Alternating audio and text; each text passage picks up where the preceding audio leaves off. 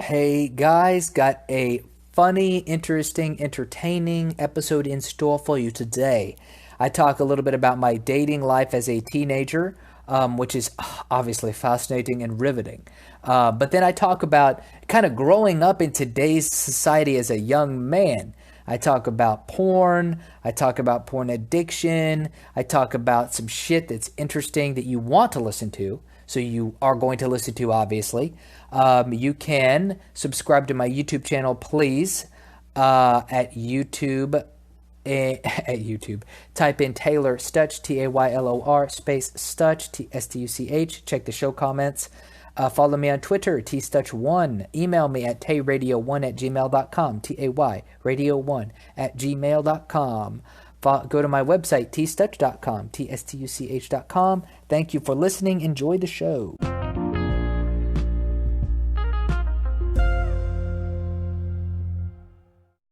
Okay, let's take a little bit of a break from the political nonsense, the cultural conflict, the stuff that I am horribly passionate about, terribly passionate about, but hate discussing. So let me go ahead and reintroduce myself. My name is Taylor. I identify as a gender fluid individual. My pronouns are Zim, Zer, and Zay, and we can proceed from there. So, actually, I want to talk about some funny dating stories or just some funny girl stories at the moment. So, I am. What am I? No, I guess back. Oh, yeah. So, I am a bit of a late bloomer, as you could say. When I was in high school, I basically didn't even hit puberty till I was going in to be a sophomore in high school. So, like, yeah, I wasn't going to go on any dates with anybody in high school, really. And, yeah, there was just basically when I didn't really start, girls didn't even start really paying attention to me until I got to be a senior in college, not a senior in college, a senior in high school, and when I started as a freshman in college. But here's the funny thing about that. When you're such a noob as I was, you just don't know what to do, right? I really didn't know jack shit. So it's just funny stuff. So I don't know if other guys can relate out there, but one of my biggest issues when I was younger was pulling the trigger. So, and I bet a lot of guys deal with this. A lot of guys. I bet lots of dudes out there, you have a girl that you're interested in. And when you first start off, we all know this. You're the most difficult thing is just asking a girl out or something like that. And that's hard enough. But there was a couple girls that I was good friends with in high school. And I went out on a date, I guess, with one of them. And oh God, this is so funny. I have a couple stories actually. So the first girl that I really kissed or made out with was this chick who, she was pretty cool. And we were hanging out for a while. I was a senior in high school. She was a junior. And we had hung out. I can't remember if it was once or twice. It was more, but I'm like, we're just bullshitting around. I think we might have gone out to eat or something. But the whole time, it's so funny. I don't know how to make a move, but at that age, you're always bringing condoms with you, like something's going to happen, Such, I'm like, I don't even know how to initiate anything, and yet I'm walking around like I'm about to get laid or something, out of my mind. So we're outside of her house. I'm getting ready to drop her off, and she gets out of the car and then comes over to my side and then was like, well, since you're never going to do it, and then I think she said something to that extent of like, oh, since I'm not going to do it, she'll go ahead and initiate. And so then we started making out. But it was really funny because like, I wasn't going to do it, I was 17 years old, maybe 17, 18 years old. And I was such a puss. Uh, and I only can imagine how it is today. So I listen to Dr. Drew a lot because he's on a lot of my favorite comedians' podcasts. And he says that currently there's a lot of stalking behavior in modern day adolescents, teenagers, and I think especially males. And he says that he thinks a lot of it has to do with people like young guys, or basically, he says he believes it's a lot of it is tied to the internet situation, where a lot of people are communicating online and they don't have a lot of person to person contact, and so they're whenever they get rejected or something, they don't they don't know how to deal with it, so they stalk the person. He says that a lot of young people are exhibiting stalking behavior. So maybe not physically stalking, but they will like stalk, as in, I guess, yeah, physically stalking. He talked about how it's like social media, following all this shit on social media, but also the biggest thing was um, not being able to confront things in real life. So, for example, if a guy was interested in a girl, but he wasn't going to pull the trigger, or maybe she already rejected him in some way, he would still hang around her all the time. And Drew was saying that that's actually a lot more common nowadays than it was in the past. And he thinks a lot of it has to do with people not properly socializing as they get older. And so I can only imagine, like, it's always been tough. Girls may not understand this, but as a guy's growing up, that's one of your bigger things. Like, one of your things that you're always trying to work on, especially when you're in high school, junior high. You're just wanting to flirt with girls and go out with them, and it's so tough to get over that hurdle. And I can only imagine how difficult it would have been to do that now with the internet situation. Like, I don't know if it would be harder or easier, because in some ways, like, I am on TikTok, and the girls on TikTok, the ones that are on, like, the just all the girls on TikTok are very, I don't know how to put it. It's like, I don't know, what would you say? Aggressive? Like, all the girls are very aggressive on TikTok. Like, everyone is dancing very provocatively. Everyone's like showing off themselves. And I wonder if that translates into what the younger generation is doing with each other. Like, if they send, if they do that kind of stuff online, and it translates into more provocative or aggressive behavior, or less in real life. You know what I'm saying? Like, if somebody is dancing around on camera in their room, would that translate to doing less stuff with a friend? Or would that translate to doing more stuff with people in real life? I'm not sure, especially because now I don't follow anybody who looks too young on TikTok, just because I think that's weird. But the girls that I follow, that are like, they're all just in their rooms. You know what I'm saying? Like, everyone's just hanging out in their room. So you wonder, like, how is this person in real life? Like, in their room, they're super confident, dancing around, doing stupid shit. But, like, then in real life, would that translate into action? I don't know. Also, it's so funny. I'm not that old. I'm only 27. But when I was in high school, there were no apps like this. Like, Facebook, I didn't even join Facebook until my senior year of high school. And that was all desktop. So I can't imagine being able to send pictures to a girl or receive pictures. So I wonder how the technology factors into how a guy could approach a girl in this modern age. Oh, and don't even get me started with the Me Too shit, man. Oh my goodness. I'll tell you what, as a young guy in today's society, it must be so weird navigating the relationships between men and women. Because, like I said, I'm a millennial, dude. I'm not that old. But I can only imagine that it is weird as shit, because everything on TV is like every man is toxic masculinity. Men are bad. Teach boys not to rape. Oh my God.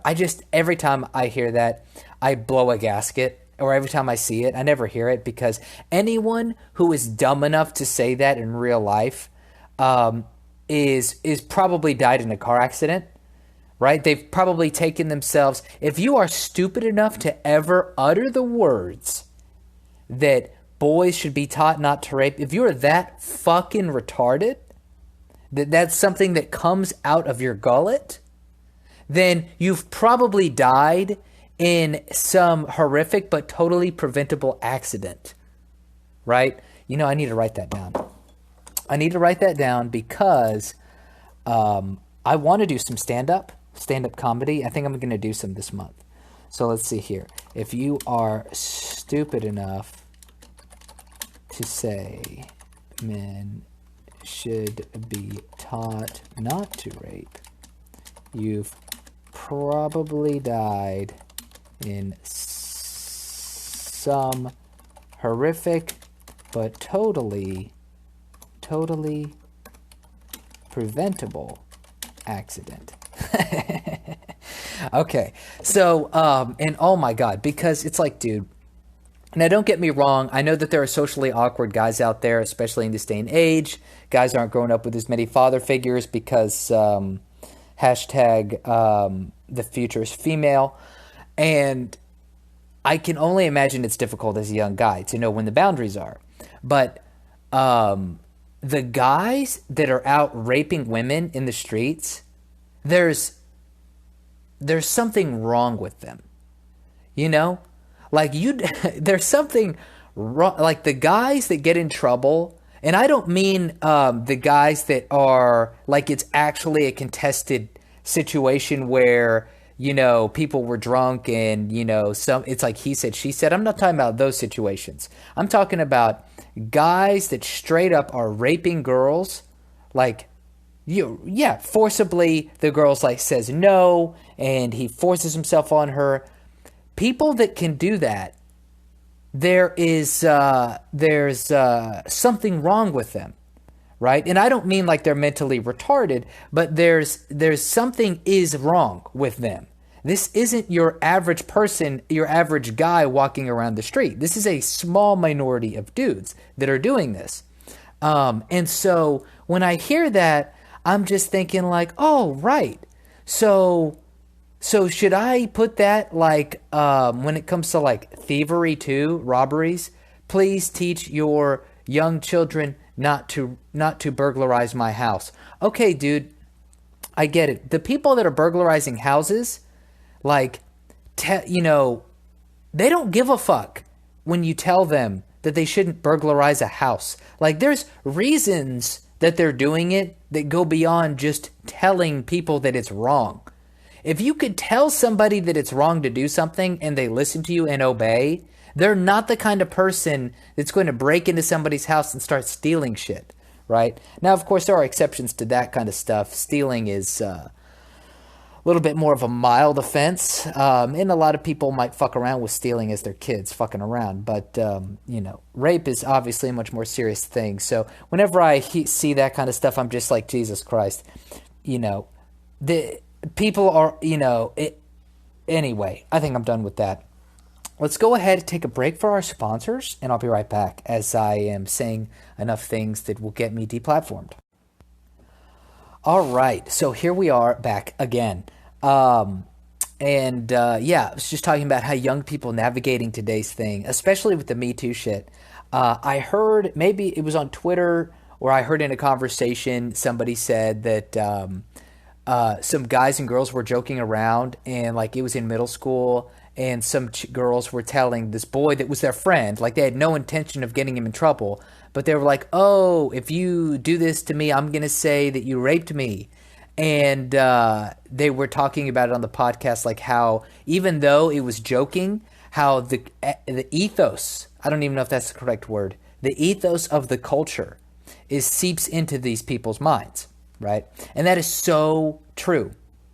So I can only imagine, like me personally, as an adult with a partially developed brain, I am much more cautious about like how I approach. I'll be straight.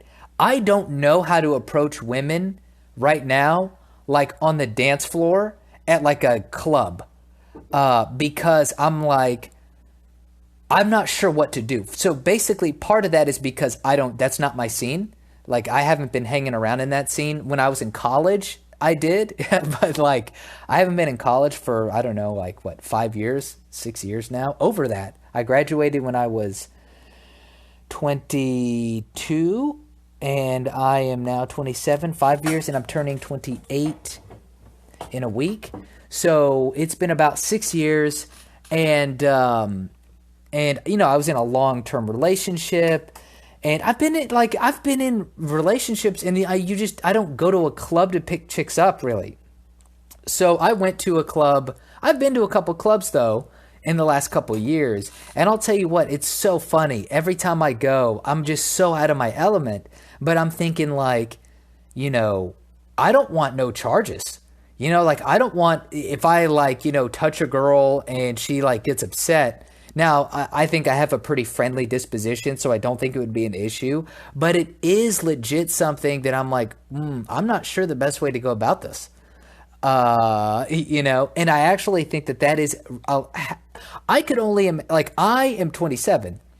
Imagine being 18 or 19, 20 years old. Like when I was in college, so it's so funny. I don't know if this is the proper way to do it or not. But when I was in college, the way that a guy would dance with a girl at a party or a club, he would just like start kind of grinding on her a little bit. And it's so funny because I know a lot of chicks will make fun of that as though like, why the fuck would a guy ever think that that's okay? But you'd be surprised, man. Like some girls, of course, are like, I don't know you, and they take off. But then like some girls are totally good with that. Like that's exactly, it's so strange. You know, it's so weird that a girl is okay with some random guy that she's never met grinding on her ass, that she might not even have seen you. She doesn't even know what you look like. But you know, I don't know how that is now. Like I haven't done that since I was probably like 18 or 19 years old. But, like, is that acceptable today in a club? I have no idea, dude. I have no idea if that's acceptable. If you can just walk up to a chick who's like grinding her, you know, shaking her butt, if you could like, I don't know, start grinding with her, like I don't think I sound so awkward. I don't know if you could do that anymore. I would actually be really curious. If you are listening to this and you feel inclined to email me your answer, which I would love to read because nobody's emailing me. People are listening to these episodes. I know you fuckers are listening to these episodes, but you don't give me any feedback. Give me some commentary, dude. What do you think? tayradio1@gmail.com. Anyway, so imagine being 18 years old today. If you're 18 years old, what would you do? You go into a club, and here's how it happens. You go into a club, and you pull out a contract, which says that if you sign here, you are allowing me legally to touch you in a fun, innocent manner on the dance floor, which you acknowledge this is not harassment. You acknowledge this is not anything beyond just dancing and having fun. So then she signs the contract, and then you engage in, what should I say? Maybe at this point, as a young person today, you probably wouldn't even make contact. What you would do is you would each be about a couple inches away from each other. You'd be kind of like ghost dancing with each other, so you're not actually touching. And you pull out your phones, and you exchange Snapchat information, and you send each other clips of you dancing while you're dancing with each other at that moment. That seems to be the best way to go about it nowadays. Then it's all good. It's all gravy. Nothing can go wrong there. But yeah, I could only imagine what the environment is like today, especially with, with the internet and like pictures and text messages like not going away, I wonder what would it be like to be in high school? And I don't know. People, it just seems like it would be so awkward. And I've seen a lot of statistics that say that young people are not having as much sex, and they're not having as like people. What they're saying is that there are these milestones that Generation Z is not achieving that everybody else achieved. So let's see, Generation Z not having sex. Studies have shown that 30% of people born in the 1980s and 1990s had sex before 16, but our new evidence based on those aged 14, born during or just after 2000 indicates there's been a decrease in the most intimate types of sexual behaviors among the latest cohort. So it's saying that Gen Zs are not having sex, and it's so funny because, yeah, maybe that's true, but like, how are they getting this information, dude?